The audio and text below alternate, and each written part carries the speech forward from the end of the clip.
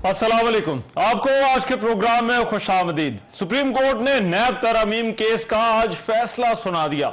Supreme court ने इन तरामीम के खिलाफ चेयरमैन पीटीआई की जो दरख्वास्त थी उसको काबिले समात करार देते हुए नैब तरामीम की 10 में से 9 तरामीम कलअदम करार दे दी हैं। अदालती फैसले में यह कहा गया है कि नैब तरामीम के खिलाफ दरख्वास्त काबिले समात करार दी जाती है। 500 मिलियन की हद तक के जो रेफरेंस थे, जो नैब दायराकार से खारिज करार दिए गए थे, वो शक भी कलअदम करार दे दी।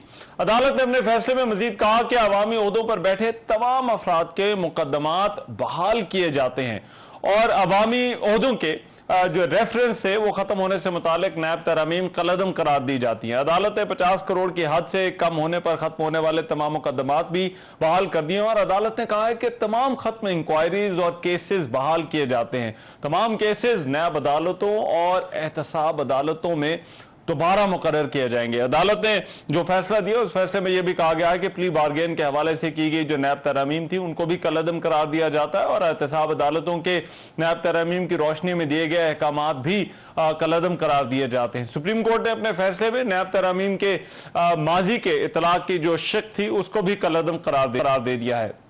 नैब तरामीम 2022 में चेयरमैन नैब के तकर्रुर का इख्तियार कौमी असम्बली और सेनेट को दिया गया था। इसके अलावा सुप्रीम कोर्ट के फैसले के बाद चेयरमैन नैब की जो 4 साल मुद्दत है वो भी बहाल हो गई है। पीडीएम हुकूमत ने यह तरामीम की थी जिस पर चेयरमैन पाकिस्तान तहरीक इंसाफ ने इनके खिलाफ दरख्वास्त दायर की थी। Chief justice of Pakistan Umar Ata Bandial की सरबराही में 3 रुकनी बेंच ने 5 सितंबर को इस केस का फैसला महफूज किया था और आज चीफ जस्टिस ने जाते जाते इस केस का फैसला सुना दिया। आज उनका आखिरी दिन भी था।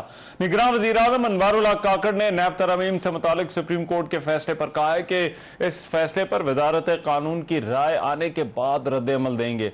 पीटीआई ने जो है वो इस फैसले का खैर मकदम किया। अदालती फैसले पर मुस्लिम लीग नून और पीपल्स पार्टी तनकीद कर रही है। हुआ इदारा है, इसको बंद करना चाहिए। एहतसाब अक्रॉस द बोर्ड होना चाहिए। ये जो फैसला आया सुप्रीम कोर्ट की तरफ से, इतना कहना काफ़ी है कि ये एक्सपेक्टेड था। हमने तो केसेस देखे हैं, आज भी देखने के लिए तैयार है। पुराना कानून के तहत हो, नया कानून के तहत हो, वो तो हम उससे हमें कोई फ़र्क नहीं पड़ता। एक मुतनाज़े बेंच और जजेस का जो है यह फैसला है जिसमें सुप्रीम कोर्ट की एज अदारा इज्जत और तौकीर में इजाफा नहीं किया बल्कि उसमें कमी की है। मौजूदा चीफ जस्टिस साहब ने जो इस अदारे को मुतनाज़ा बनाने में जो किरदार अदा किया है, शायद इस फैसले ने उसमें और इजाफा किया है। सियासी जमातें इस फैसले को किस तरह से देख रही हैं, सुप्रीम कोर्ट के इस फैसले के क्या असरात होंगे, इस हवाले से प्रोग्राम में सबसे पहले बात होगी। शाजिया मरी साहबा मेरे साथ मौजूद है, साबिक वफाकी वजीर पाकिस्तान पीपल्स पार्टी की सीनियर रहनुमा। शाजिया मरी साहबा बहुत शुक्रिया आपके वक्त का। शाजिया मरी साहबा, क्या पीपल्स पार्टी को परेशानी है? शरीक चेयरपर्सन साबिक सदर आसिफ अली जरदारी के केसेज एक मरतबा फिर से खुलने जा रहे हैं जबकि ये तरामीम को कलअदम करार दे दिया है सुप्रीम कोर्ट ने। बहुत शुक्रिया रहमान। पाकिस्तान पीपल्स पार्टी के लिए जिस तरीके से पाकिस्तान पीपल्स पार्टी के चेयरमैन जनाब बिलावल भुट्टो जरदारी साहब ने आज प्रेस कॉन्फ्रेंस के दौरान कहा कि नैब हमारे लिए कोई नई चीज नहीं है। हमारा तो ये मानना है कि नैब जब एक आर्मी डिक्टेटर ने बनाई थी तो जिस नीयत से बनाई थी वो नीयत ही गलत थी और लिहाजा इसलिए इस इदारे को बंद होना चाहिए। और हमने बहुत सारे केसेस देखे हैं जो झूठे बनाए गए हैं और यही वजह है कि पाकिस्तान पीपल्स पार्टी पार्लियामेंटेरियंस के सदर जनाब आसिफ अली जरदारी साहब ने 13-14 बरसों की जेल तो काटी है लेकिन आज तक उन पर कोई केस, कोई जुर्म साबित नहीं हुआ। उनके 13-14 बरस तो वापस नहीं आएंगे लेकिन लाजमी है जिस तकलीफ से उनकी फैमिली, उनके कारकुनान, उनके चाहने वाले गुजरे हैं वो भी अपनी जगह कायम और दायम है और कोई ऐसा शख्स नहीं है। मैं तो पूरी दुनिया में भी अगर देखूं तो बहुत कम लोग मिलते हैं जो इतनी जेल काट कर आए हों और वो बेकसूर साबित हुए हों। तो नैब जो है उसने जिस तरीके से काम किया और जिस सोच और जिस नीयत से बनाया गया वो कभी पाकिस्तान के हक में नहीं थी और यही चीजें साबित हुई हैं, वक्त से साबित हुई हैं। तो लिहाजा हम इसलिए कहते रहे कि भाई ये इदारा क्योंकि वो डिलीवर नहीं करता ना। देखिए, अकाउंटेबिलिटी के लफ्ज से किसी को ठीक। इनकार नहीं है, लेकिन वो टारगेट ना की जाए, पॉलिटिकल विक्टिमाइजेशन, सिलेक्टिव ना हो, ये इसके लवाजमात हैं जो कि बहुत जरूरी है। जब तक इस अकाउंटेबिलिटी के प्रोसेस से लोगों को एतमाद नहीं होगा, तब तक ये अकाउंटेबिलिटी सिर्फ एक ठीक है, ढोंग और नाटक मगर होगा। शादी उमरी साहब, पीपल्स पार्टी को लग रहा है कि जैसे पीपल्स पार्टी को दीवार से लगाया जा रहा है। खुद पीपल्स पार्टी भी इस बात पर जो है वो ये इजहार कर रही है। कौन पीपल्स पार्टी को दीवार से लगा रहा है?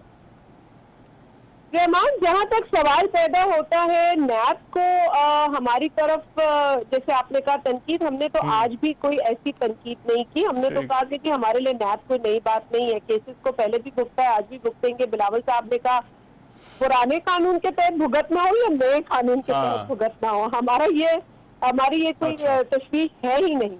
हमारा तो ये कहना है, जो पहले भी कहा था हमने कई मरतबा, कि नैब को समझने की जरूरत है कि इसका मकसद क्या है। अब आ जाए कि पीपल्स पार्टी को लेवल प्लेइंग फील्ड नहीं दी हाँ। जाती, और ये बात बिलावल साहब ने की है। कल सीसी में हमारे जो सेंट्रल एग्जीक्यूटिव कमेटी के अरकान थे, उन तमाम ने अपने अपने इलाकों से, जो पाकिस्तान के मुख्तलिफ कोनों से आए थे, सूबों से आए थे, उन्होंने बताया कि क्या क्या हो रहा है पार्टी हाँ। कारकुनान के साथ, जमात के साथ।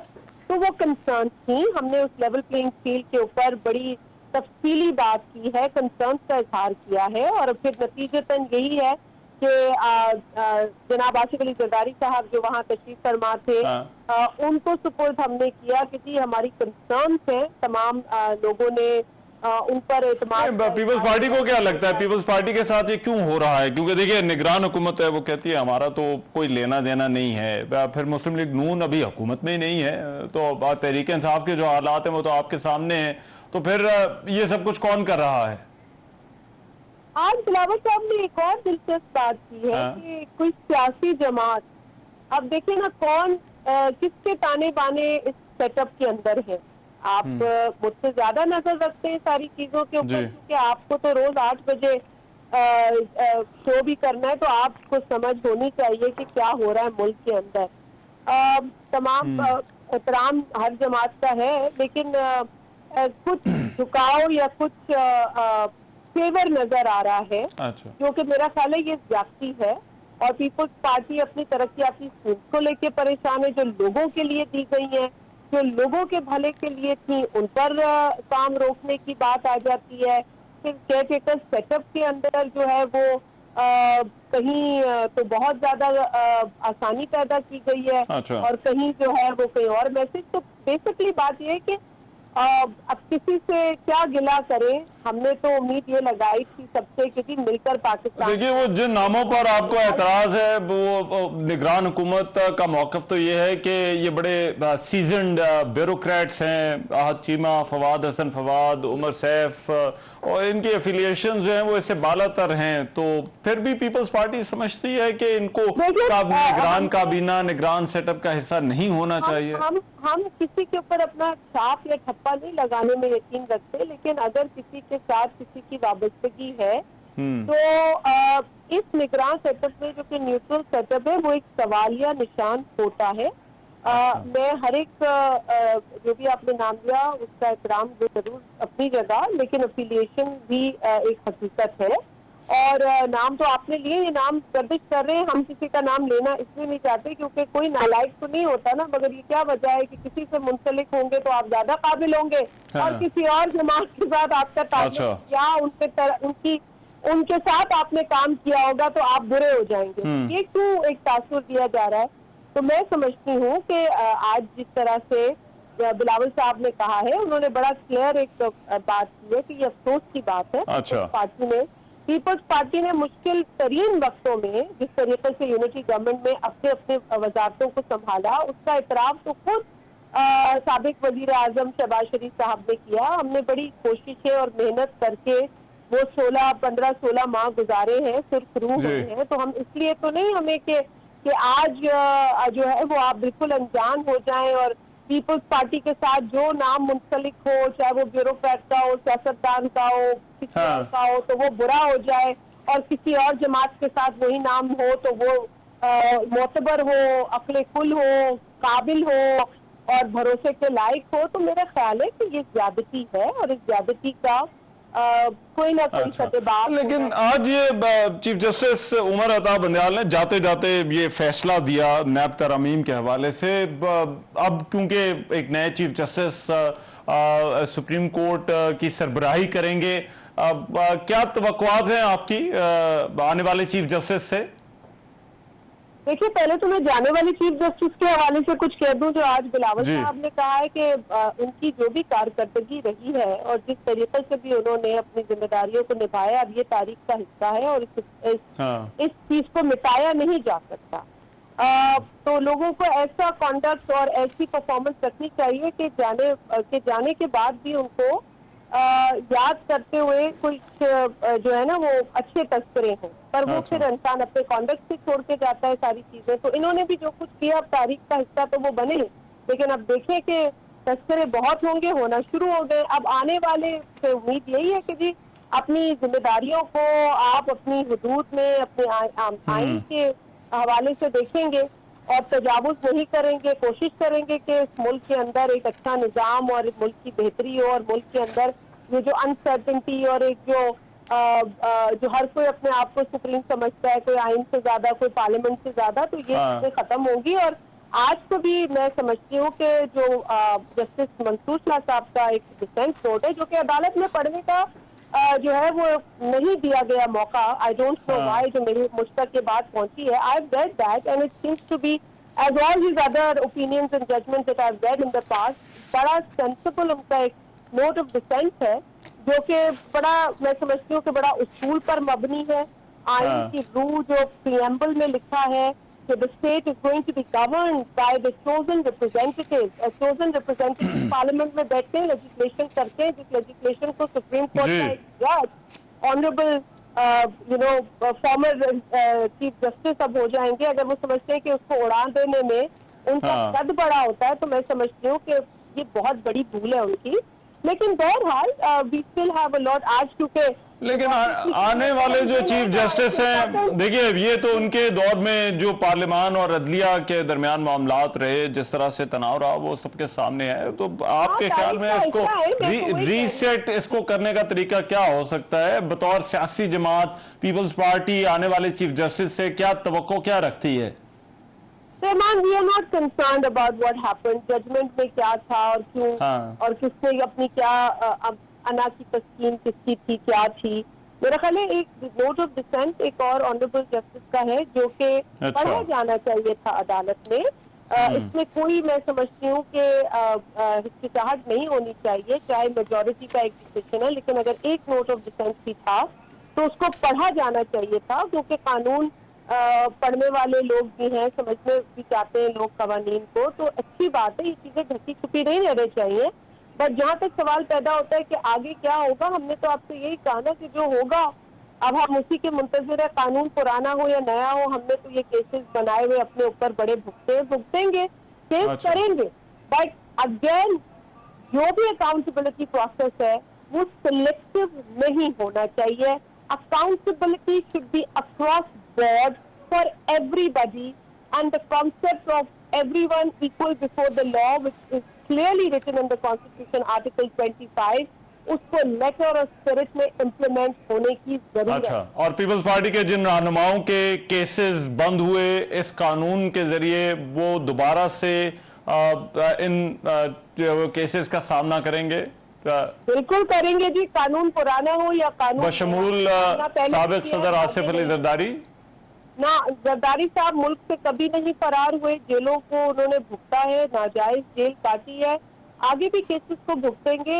अब उम्र के इस हिस्से में जहां उनकी दवाओं की जो लिस्ट है वो बड़ी होती जा रही है, लेकिन कोई बात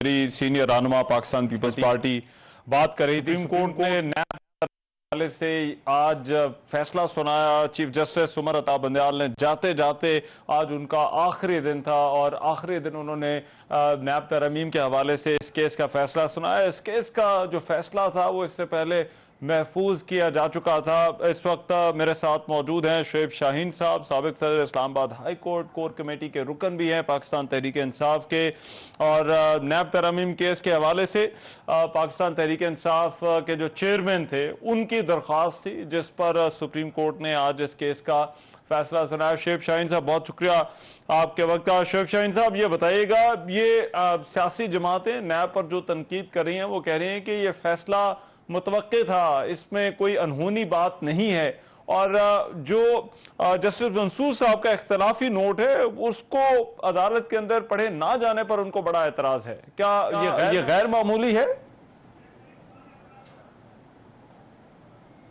Y1 का ये फैसला है, इन्होंने डिफरेंट ऑफ ओपिनियन दिए, उनका भी शॉर्ट ऑर्डर था, डिसेंटिंग व्यू उन्होंने अभी दिया नहीं है, रीजंस उन्होंने अभी देनी है, तो उससे कोई फर्क नहीं पड़ता। जो मेजॉरिटी डिसीजन होता है वो पढ़ के सुनाया जाता है कि वो जजमेंट ऑफ द कोर्ट होता है, दूसरी सिर्फ ओपिनियन होती है, वो इसमें कोई इबाम नहीं है और इसमें किसी किस्म का कोई, मेरा ख्याल है ये बात कहना भी मुनासिब नहीं है। जजमेंट पढ़ के सुना दी गई, बता दी गई, जजमेंट फील्ड में है, जजमेंट आपके सामने आ चुकी है। मेरा ख्याल है ये बात तो ऐसे इसका कोई लीगली इसकी कोई हैसियत नहीं है और ना ही मामले कभी शोएब शाहीन साहब, ये बताइएगा कि ये क्या तहरीक इंसाफ के लिए तो मुश्किल नहीं हो जाएगी, क्योंकि नैब के कानून का इस्तेमाल जिस तरह से सियासतदानों के खिलाफ होता है, और चेयरमैन तहरीक इंसाफ ने ये दरख्वास्त उस वक्त दी थी जब वो गिरफ्तार नहीं हुए थे, तो ये भी कहीं ना कहीं बात हो रही है कि अब अगर ये कानून रिवर्स हो गया है तो इसका मुमकिन तौर पर तहरीक इंसाफ को ही सामना करना पड़ सकता है। देखिए, इसमें कोई हर्ज नहीं है। बात यह है कि अगर किसी ने कोई जुर्म किया है उसके खिलाफ कानून के मुताबिक कार्रवाई होनी चाहिए, लेकिन असल बात है कि इसको पॉलिटिकल विक्टिमाइजेशन के लिए इस्तेमाल नहीं होना चाहिए, जो कि माजी में भी हुआ और आज भी हो रहा है। आपने देखा हाई कोर्ट के अहाते से उनको गिरफ्तार करके ले जाया गया, उस केस में कोई नोटिस नहीं मिला, किसी किस्म का कोई वारंट ऑफ अरेस्ट का पता नहीं चला, इंक्वायरी रिपोर्ट उनको नहीं मिली, तो ये सारी विक्टिमाइजेशन तो ऑलरेडी उनके खिलाफ हो रही है, इमरान खान के खिलाफ। लेकिन बात यह है कि क्या पीपीसी का अगर मिसयूज आप करेंगे तो क्या पूरे पीपीसी के कानून को खत्म कर दिया जाएगा?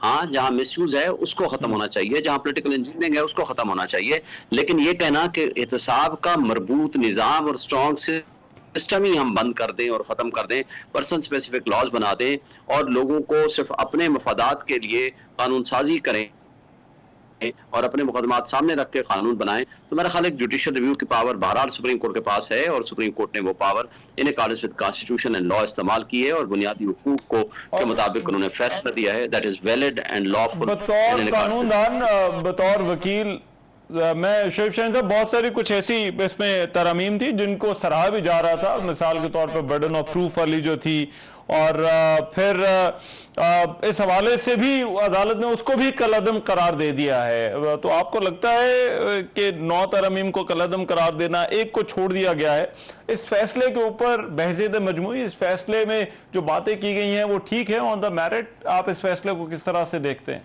या कुछ जो कि अदालत और छोड़ सकती थी? देखें, बिल्कुल दुरुस्त है। उसकी वजह यह है कि अगर आप एसेट्स बियॉन्ड मींस को देखें, एक शख्स की आमदनी है करोड़ रुपया, उसके अकाउंट में 1 अरब रुपया पड़ा हुआ है, तो वो क्या हम उससे पूछ नहीं सकते कि ये पैसा आया है? और अगर हम पूछ नहीं सकते तो फिर प्रॉब्लम ये आएगा, किसी वजह से तो फिर करप्शन होती है। तो जो व्हाइट कलर क्राइम होता है उसको प्रूव करना बड़ा मुश्किल होता है, इसमें कोई शक नहीं, लेकिन आप वो पूरा बर्डन ही शिफ्ट कर दें कि वो प्रोसिक्यूशन साबित करेगा कि उसके अकाउंट में 1 अरब रुपया कैसे आया, तो मेरा ख्याल है कि ये बिल्कुल रीजनेबल एंड लॉफुल है और कानून और कायदे के मुताबिक और कॉन्स्टिट्यूशन के मुताबिक बिल्कुल ठीक फैसला है। राइट। अदालती फैसले पर अभी एक ब्रेक लेते हैं और ब्रेक के बाद वापस आते हैं, कुछ मजीद खबरों पर बात होगी। Welcome back. Chief justice Umar Ata Bandial 16 सितंबर को 1 साल 7 माह और 14 रोज के बतौर चीफ जस्टिस ऑफ पाकिस्तान तकर्री के बाद रिटायर हो रहे हैं, और अब चीफ जस्टिस काजी फायज ईसा पाकिस्तान के नए चीफ जस्टिस के तौर पर हलफ उठाएंगे। जस्टिस उमर अता बंदयाल का दौर कई हवालों से तनाज़ात का शिकार रहा और सियासी जमातें उनके फैसलों पर तनकीद भी करती रहीं। इसके अलावा उनके साथी जजेस भी खुलकर जुबानी और तहरीरी सूरत में उनसे इख्तलाफात का इजहार करते हुए नजर आए। चीफ जस्टिस उमर अता बंदयाल ने अपनी मुद्दत मुलाजमत में कई बड़े फैसले दिए जिनका मुल्क की सियासत पर गहरा असर पड़ा। गुज़िश्ता साल साबिक वज़ीर आज़म और चेयरमैन PTI के खिलाफ तहरीक अदम एतमाद को डिप्टी स्पीकर कासिम सूरी ने साजिश करार देते हुए मुस्तरद करने की रूलिंग दी थी। इस रूलिंग को जस्टिस बंदयाल की सरबराही में 5 रुकनी लार्जर बेंच ने कलअदम करार देते हुए राय शुमारी का हुक्मनामा जारी किया था। फिर इसी दौरान सदर ममलिकत डॉक्टर आरिफ अलवी ने असम्बलियों की तहलील के हवाले से भी हुक्मनामा जारी किया था, जिसको सुप्रीम कोर्ट ने मुस्तरद करते हुए असम्बलियों को बहाल किया। जस्टिस उमर अता बंदयाल के जो बेंच की तश्कील पर मुतअद्दिद बार एतराज़ात उठाए गए और वफाकी हुकूमत समेत सियासी जमातें लार्जर बेंच और फुल कोर्ट का मुतालबा करती रही, लेकिन चीफ जस्टिस ने आर्टिकल 63A की तशरीह, पंजाब इलेक्शन, नैब तरमीम केस समेत कई बार इन दरखास्तों को मुस्तरद किया और 3 रुकनी बेंच कायम रखा। पंजाब असम्बली की तहलील के बाद 3 रुकनी बेंच ने पहले 30 अप्रैल और इलेक्शन कमीशन की अपील के बाद 14 मई को इंतखाबात का हुक्म भी जारी किया था। इलेक्शन कमीशन की नजरसानी की दरखास्त मुस्तरद करते हुए 14 मई को इंतखाबात का फैसला बरकरार रखा, लेकिन किसी के खिलाफ तौहीन अदालत की कार्रवाई नहीं की। पंजाब इलेक्शन अल्तवा केस में एक और बहस शिद्दत इख्तियार कर गई थी कि आया फैसला 4-3 की अक्सरियत से मुस्तरद हो चुका है या 2-3 की अक्सरियत से मंजूर। PDM की गुज़िश्ता हुकूमत ने सुप्रीम कोर्ट और चीफ जस्टिस के इख्तियारात को रेगुलेट करने के लिए भी 2 पार्लिमानी एक्ट मंजूर किए। जस्टिस बंदयाल की सरबराही में एक बेंच ने प्रैक्टिस एंड प्रोसीजर एक्ट को अदलिया की आज़ादी पर हमला करार देते हुए उस पर हुक्म इम्तना जारी किया था, जो कि बदस्तूर कायम है, जबकि रिव्यू ऑफ जजमेंट्स को कलअदम करार दिया था। इसके अलावा इस साल अप्रैल में कुछ ऑडियोज भी सोशल मीडिया पर वायरल हुई, जिसमें एक ऑडियो मुबैना तौर पर चीफ जस्टिस उमर अता बंदयाल की सास से मुतालिक भी थी। अब साबिक PDM हुकूमत ने इन ऑडियोज की तहकीकात के लिए जस्टिस काजी फायज ईसा की सरबराही में कमीशन कायम किया था। इसको चीफ जस्टिस की सरबराही में 5 रुकनी बेंच ने कमीशन की तश्कील का नोटिफिकेशन मुअत्तल करते हुए काम से रोक दिया था। उमर अता बंदयाल का दौर अदलिया के लिए कैसा रहा, सुप्रीम कोर्ट में ये जो बड़ी ट्रांजिशन हो रही है, क्या कुछ बदलेगा, इस हवाले से प्रोग्राम में बात होगी। मेरे साथ 2 बड़े सीनियर रिपोर्टर्स मौजूद हैं। हसनात मलिक साहब एक्सप्रेस ट्रिब्यून से कोर्ट को कवर करते हैं, मेरे साथ इस्लामाबाद स्टूडियोज में। बहुत शुक्रिया हसनात मलिक साहब। और साकिब बशीर साहब सीनियर रिपोर्टर हैं, सुप्रीम कोर्ट को कवर करते हैं। साकिब, आपका बहुत शुक्रिया। हसनात मलिक साहब, मैं आपसे गुफ्तगू का आगाज करता हूँ। किस तरह से देखते हैं, बहुत सारे सियासी जमातें उम्मीदें लगाकर बैठी हुई हैं कि अब जब के जस्टिस काजी फायज ईसा चीफ जस्टिस बन जाएंगे तो ये दौर बदल जाएगा, सुप्रीम कोर्ट में मामला जिस तरह से चल रहे हैं यकसर तब्दील हो जाएंगे। देखिए, हालात तो तब्दील होंगे, इसमें कुछ नहीं है, लेकिन किसके हक में होंगे ये नहीं आप कह सकते। ये जो अब नून लीग या PDM की जमातें समझ रही हैं कि जी बहुत ज़्यादा इमरान पे या PTI पे ज़्यादा कड़ा इम्तिहान आएगा, मेरा ख्याल है वो भी कुछ ज़्यादा ही क्या कहते हैं ओवर एस्टिमेट कर रहे हैं।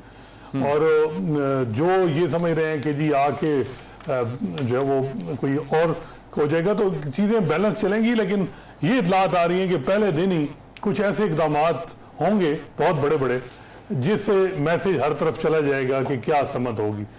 सिविल लिबर्टीज़ के हवाले से बातें हों, चाहे फौजी अदालतों में सीरियन का ट्रायल का मामला, इलेक्शन का है कि 90 दिन के अंदर इंतखाबात का मामला, तो एक जो चीज़ है वो जैसे काजी फैसा की ये है कि उन पे बड़ा मुश्किल टाइम गुजरा और उनको ये आप कह सकते हैं कि ये जो प्रेशर है ये जस्टिस बंदयाल और उसके धड़े पे तो बहुत करामत था पावरफुल सर्कल का, लेकिन जस्टिस काजी फैसा के लिए ऐसा नहीं होगा।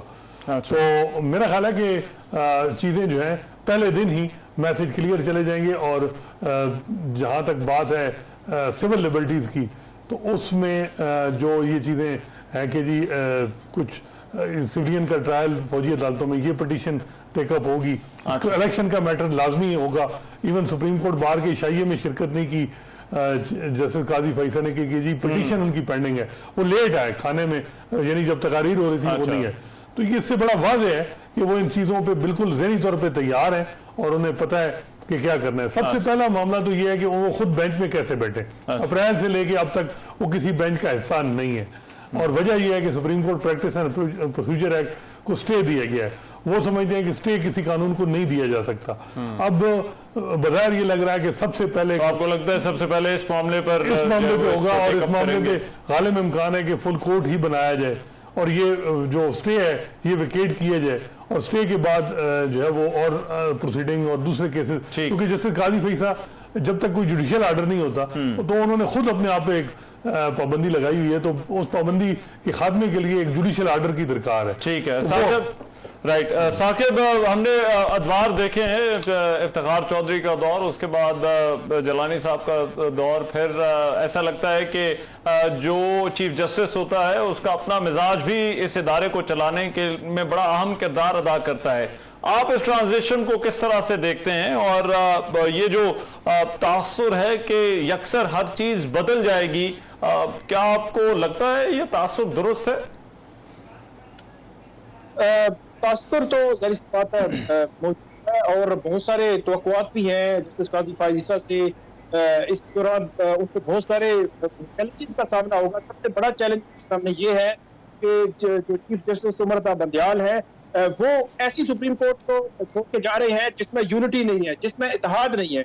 और ये इत्तेहाद ना होने की वजह से हमने देखा कि हाई कोर्ट से जो पता है, डिस्ट्रिक्ट कोर्ट से पूरी जो जुडिशरी है उस पे एक जो है वो अजीब सा जो है वो समा है और उसके असरात जो है वो हमने देखे हैं। अदालती अहकामात की जो है हमने देखी है, अदालती ऑर्डर्स को नहीं माना जा रहा। तो ये बहुत बड़े बड़े चैलेंजेस जो है वो उनके सामने होंगे। जस्टिस काजी फायज ईसा के सामने बहुत बड़े बड़े केसेस जो है वो उनके सामने होंगे। इसके अलावा अगर जो उमर अता बंदयाल हैं उनके हवाले से मैं थोड़ा सा बात करूं, उनका जो टेन्योर था जो गुजरा, उन पर बहुत ज्यादा तनकीद भी होती रही।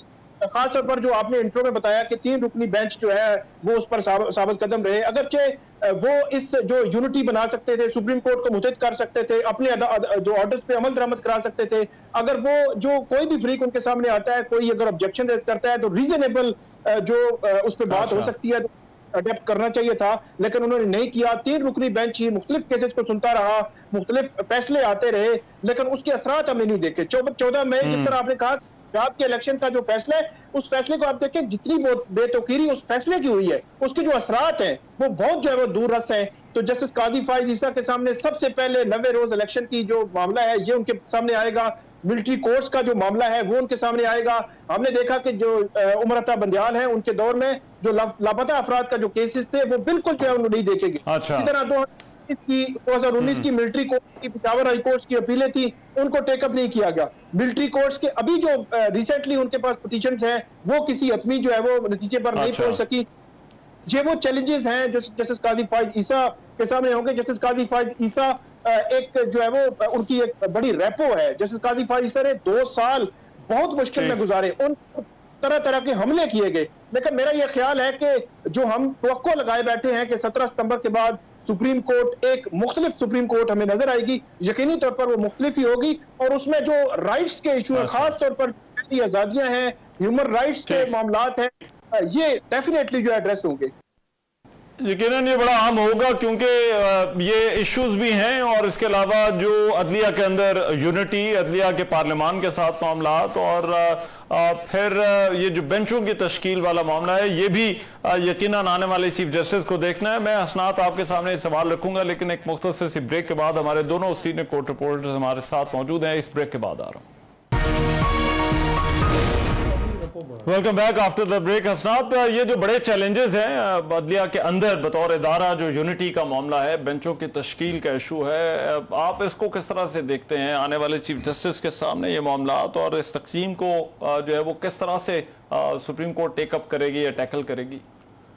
देखिए, इसमें कोई शक नहीं है कि तकसीम बहुत ज़्यादा है सुप्रीम कोर्ट में और ये हम देख रहे हैं कि पनामा जुरिस्प्रूडेंस जिस दिन से अवाल हुई उसके बाद साकिब निसार साहब वो तेज़ उनका वो आप कह सकते हैं कि वो उन्होंने बड़े तरीके से चलाया सुप्रीम कोर्ट को, क्योंकि वो भी एक 4-5 जजेस को, लेकिन इतने ज़्यादा इख्तलाफात खुल के नहीं आए। लेकिन गुलजार साहब के दौर में मज़ीद इख्तलाफात खुले और उमर अता बंदयाल के दौर में तो क्लैशेस बहुत ज़्यादा रही हैं। जजेस ने एक दूसरे के ख़िलाफ़ फैसलों में भी ओपिनियन दी, वैसे भी हमने देखा, और टॉकिंग टर्म्स भी ख़त्म हो गई थी और उसका बड़ा नुकसान हुआ कि सुप्रीम कोर्ट के फैसलों पे अमल दरामद रुक गया।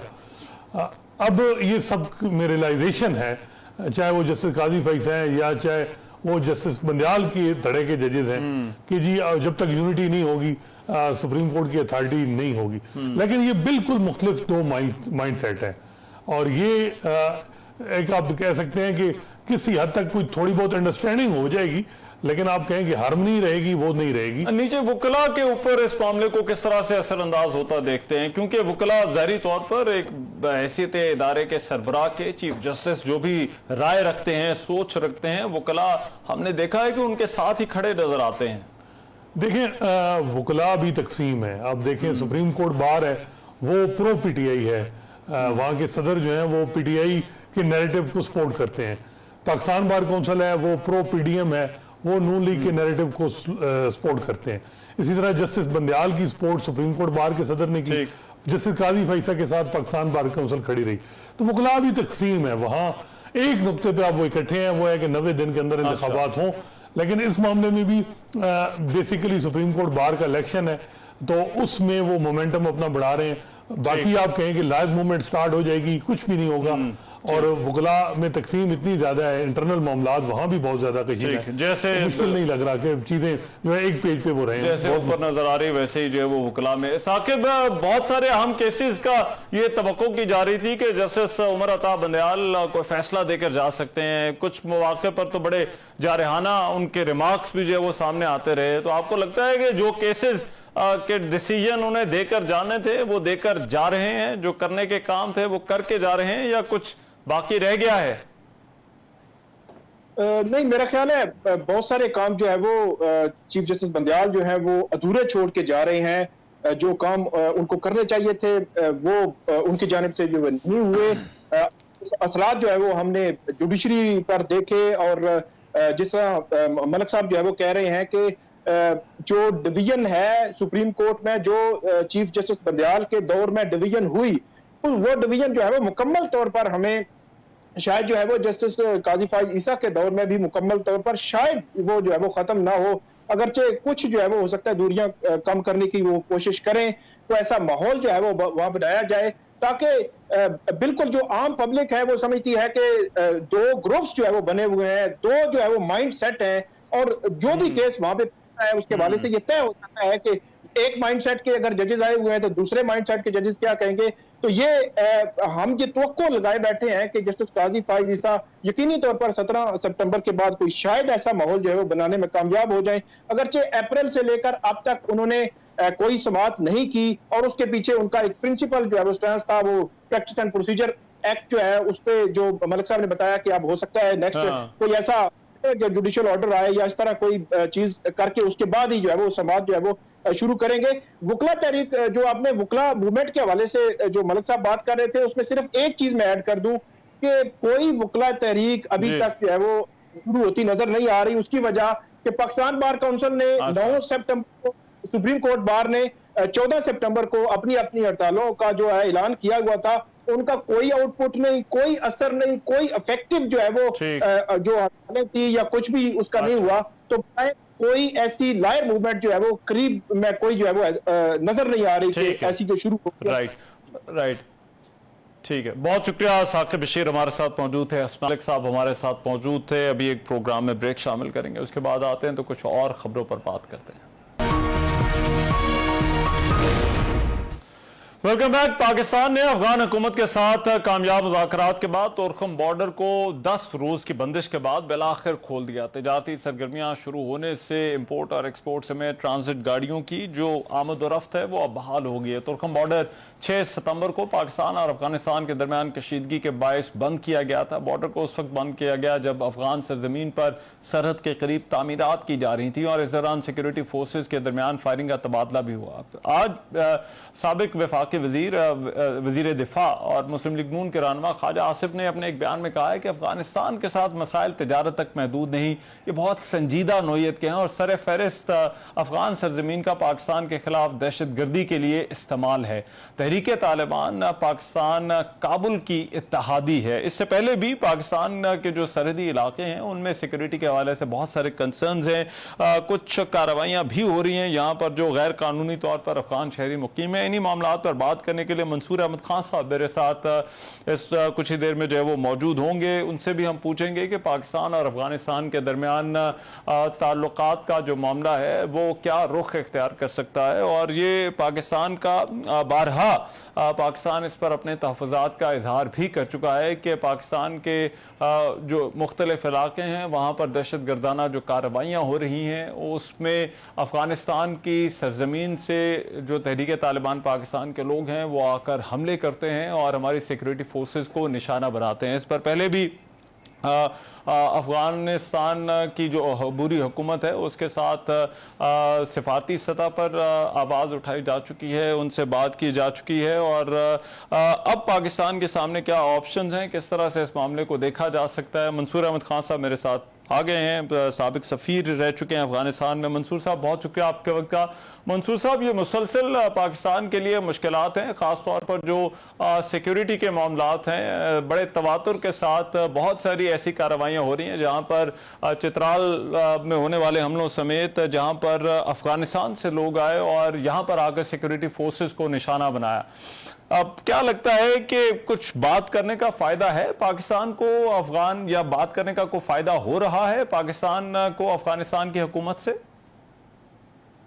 ये देखिए, पाकिस्तान और अफगानिस्तान को अपने ताल्लुकात में एक मुस्तकिल मिजाजी और एक स्टेबलाइजेशन की जरूरत है, क्योंकि ये अफगानिस्तान और पाकिस्तान अफगानिस्तान बॉर्डर कई दहाइयों से जंग का शिकार रहे हैं, टेररिज्म का शिकार रहे हैं, मिलिटेंसी का शिकार रहे हैं। तो इसलिए जरूरत है कि अब इनसे निकलने के लिए एक मुस्तकिल मिजाज किस्म की पॉलिसी की तरफ आया जाए। असल में दो तरह के इश्यूज हैं, दो सेट्स ऑफ इश्यूज हैं जिनको साइमल्टेनियसली जिन पे तवज्जो देना होगी। एक तो जिस तरह आपने बताया सिक्योरिटी इश्यूज हैं और उसमें सरे फहरिस्त टीटीपी का है, क्योंकि टीटीपी के सेल्स पाकिस्तान में भी मौजूद है, लेकिन अक्रॉस द बॉर्डर भी उनकी पनाहगाहें हैं जहां से अटैक होते हैं। और उनसे बातचीत भी जब करने की कोशिश की गई तो उनकी डिमांड्स बहुत नामुनासिब थी। तो इसलिए मेरा ख्याल है सिक्योरिटी फ्रंट पे तो हमें टीटीपी और बॉर्डर रिलेटेड इश्यूज को एड्रेस करने की जरूरत है, लेकिन साथ ही एक बहुत इंपॉर्टेंट सेट ऑफ इश्यूज है जो लोगों के आने जाने, क्योंकि हम दोनों हमसाया ममालिक हैं, तिजारत दोनों ममालिक के दरमियान तिजारती रवाबित, दोनों ममालिक के दरमियान कनेक्टिविटी, रेलवे कनेक्टिविटी, हाईवेज की कनेक्टिविटी, एनर्जी की कनेक्टिविटी, और फिर इश्यूज जिस तरह के अफगान रिफ्यूजीज हैं उनकी वापसी का इशू या इससे मुतालिका जितने भी इश्यूज हैं इनको भी साइमल्टेनियसली हल करने की जरूरत है। लेकिन जब जब भी अफगानिस्तान के साथ ये मामला उठाए, चाहे पिछली हुकूमतें थी चाहे ये हुकूमत है, तो हमने देखा है कि हमारा कोई उनके साथ एक स्ट्रेटेजिक किस्म का एग्रीमेंट नहीं है। मसलन उन्होंने कहा कि जी दोहा एग्रीमेंट, जब हमने कहा कि दोहा एग्रीमेंट के मुताबिक उनकी ऑब्लिगेशन है कि किसी भी मुल्क में उनकी तरफ से उनकी सॉइल इस्तेमाल ना हो टेररिज्म के लिए, तो उन्होंने कहा जी कि दोहा एग्रीमेंट का तो आप पार्ट ही नहीं है। तो इसका मतलब है कि हमें जो जरूरत है वो इस चीज की है कि हम अफगानिस्तान के साथ एक लॉन्ग टर्म स्ट्रेटेजिक एग्रीमेंट की तरफ जाएं। इसमें हमें कुछ ग्राउंड वर्क करना होगा, हमें दोनों जी मंसूर साहब, एक और मामला जो इस वक्त हुकूमत के लिए बड़ा अहम है वो अफगान शहरियों की जो ट्रांजिट में यहाँ पर हमारे इस्लामाबाद में और मुल्क के मुख्तलिफ शहरों में मौजूद हैं, जिन्हें मगरबी हुकूमतें कह चुकी हैं कि हम इन्हें लेकर जाएंगे, लेकिन उनका जो प्रोसेस है वो तवालत इख्तियार करता जा रहा है।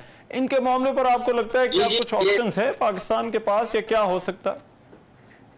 नहीं, ये भी देखें मगरबी ममालिक ने जब वहां से इवैक्यूएशन हो रही थी और मैं बतौर सफीर वहीं पे मौजूद था, इन हुकूमतों की तरफ से, मगरबी ममालिक की हुकूमतों की तरफ से ये वादा किया गया था कि ये लोग पाकिस्तान के थ्रू ट्रांजिट करें और फिर ये मुख्तलिफ मुल्कों में इनको ले जाके परमानेंट रेजिडेंस दी जाएगी या नेशनलिटी दी जाएगी, इनको सेटल किया जाएगा उन ममालिक में। लेकिन उनमें से बहुत से अफराद चले गए और बहुत से अफराद अभी भी मौजूद हैं, और वो हुकूमत पाकिस्तान या पाकिस्तान के मुख्तलिफ इदारों के सामने प्रोटेस्ट करते हैं कि वो उनकी हालत जार अच्छी नहीं है और उनके इस मसले को हल किया जाए।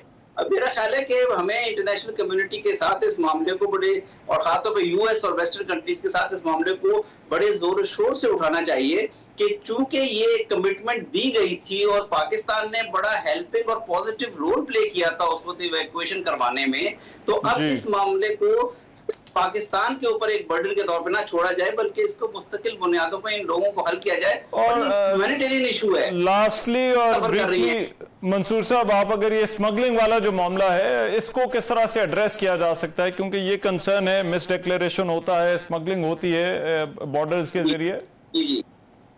जी देखें, सदियों से अफगानिस्तान ट्रांजिट ट्रेड है पाकिस्तान के थ्रू ही हो रहा है, और ये इंटरनेशनल लॉ के मुताबिक भी एक ऑब्लिगेशन। लेकिन ये भी इसमें जरूरी है कि अफगानिस्तान जो ट्रांजिट हो, जो गुड्स अफगानिस्तान जाए, वो उनकी रिक्वायरमेंट के मुताबिक जाए, या जो आगे सेंट्रल एशिया जाना है उनके थ्रू उनके मुताबिक जाए। मेरा ख्याल इसमें भी जब हम एक स्ट्रेटेजिक एग्रीमेंट की तरफ जाएंगे और हमारे दरमियान ट्रस्ट बढ़ाने की बात होगी, तो फिर पाकिस्तान और अफगानिस्तान दोनों उस किस्म के मैकेनिज्म पे एग्री कर सकते हैं जहां पाकिस्तान के लिए स्मगलिंग सके और अफगानिस्तान की ट्रांजिट की रिक्वायरमेंट पूरी हो सके। राइट। मंसूर अहमद खान साहब, बहुत साबिक सफीर, बात कर रहे थे पाकिस्तान अफगानिस्तान के ताल्लुकात के हवाले से। आज के प्रोग्राम से इतने, इजाजत दीजिए, अल्लाह ने के बाद।